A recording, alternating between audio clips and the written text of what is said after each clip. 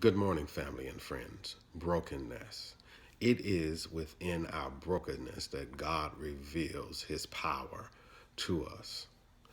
Before the Lord touched Jacob and crippled him, Jacob probably thought that the fight was pretty evenly matched, that he was in control on some level. But all it took was one light touch from the master's hand, and the Lord wiped Jacob out. All of the fight left him, and he realized that he was no longer or had never really been in control.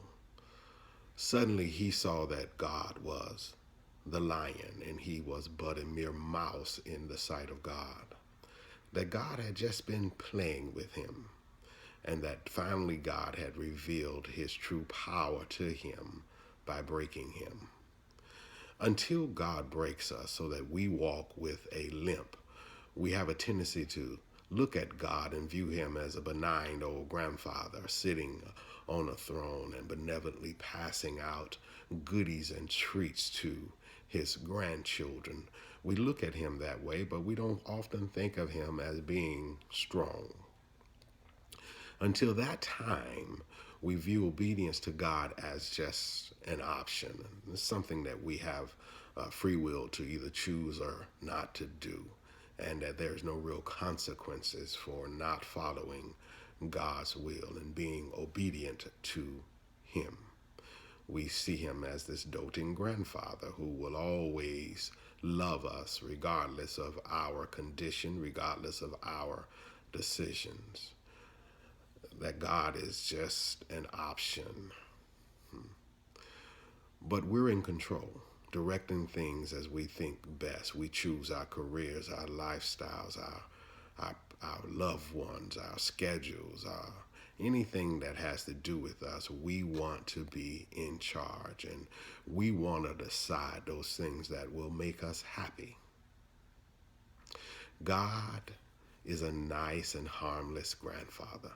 Nice to have him around when we need him. Then the lion roars, and in one easy swipe, he cripples us. He causes us to have a limp. That's when we learn his awesome power. We learn that obedience is never an option. It is our only reasonable course of action. It's the only thing that God requires of us is to be obedient. We should know this based on the frailty of our bodies. That should make us aware of our weaknesses and our need to submit to an all-powerful God. Every time we are sick or every time we hurt ourselves or when we feel the aches and pains of older age, we should acknowledge that we're not God. I'm weak and I'm frail. Only God is God, and I must wholly depend on him and live in submission to him. There's a story of a man who went into a semi-comatose state for about 5 days. This man was active. He was a weightlifter. He lived right. He ate right. And when he woke, he said that what happened to him was just some freak thing that was wasted on him if it was designed to give him some sort of revelation. Many of us go through our issues and we wake with that same attitude. We didn't get a revelation. It was just something freak that happened to us. We need to wake up. We can be in the best of health today, in the best situation today, but we're only one heartbeat away from being taken down a notch. Frailty. We are not powerful, but our God is. In our brokenness, in those moments when he allows these things to happen, is when we see his true power. When God touches our bodies, we better acknowledge and recognize that we are weak and we have to depend upon his strength. We can either submit to him and be blessed, or fight him and suffer the consequences. But we'll never win if we wrestle with God. Some of us resist God's breaking process and we grow bitter and disillusioned and disappointment. Jacob could have gone in that direction also. When the Lord crippled him, he could have angrily shouted, "Look what you've done to me. I've got to go face Esau. Do you not know the odds that's already stacked against me? And now you cripple me that I can't fight and I can't even run away." Jacob could have grown bitter and not better. The purpose of our brokenness is not for us to grow bitter, but it's for us to grow better. But he didn't. Instead, when the Lord said, "Let me go, for the dawn is breaking," Jacob clung to him even tighter and gave that marvelous reply, "I will not let you go unless you bless me."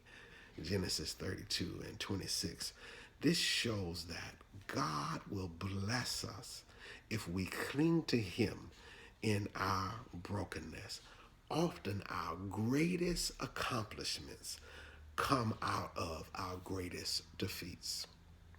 As soon as Jacob was crippled, he was able to hang on to the Lord for dear life because that's all he had was the power of God. He was in pain. He couldn't move, but he had the power of God that he was clinging on to for dear life.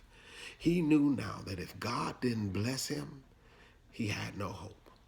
In the midst of our brokenness, we have to cling to the power of God and say, "I'm not going to let go until you bless me." He had to cling to the Lord. And in clinging to the Lord in his brokenness, Jacob received the blessing that he had been scheming to get all his life. All of his conniving, he truly had not been blessed. He did not receive his blessing until he had reached a state of brokenness and was clinging to the Lord. Our brokenness reveals to us the power of God. Cling to him, my friends. Cling unto him and say, "Lord, I'm going to cling unto you until you bless me. And I know that when you bless me, you're going to bless me real good. Everything that I've achieved and accomplished in my own might is but nothing until you bless me." Hold on in your brokenness. It's designed to make you better, not bitter. May God bless and keep you. And as always, should you have any questions, please feel free to inbox me.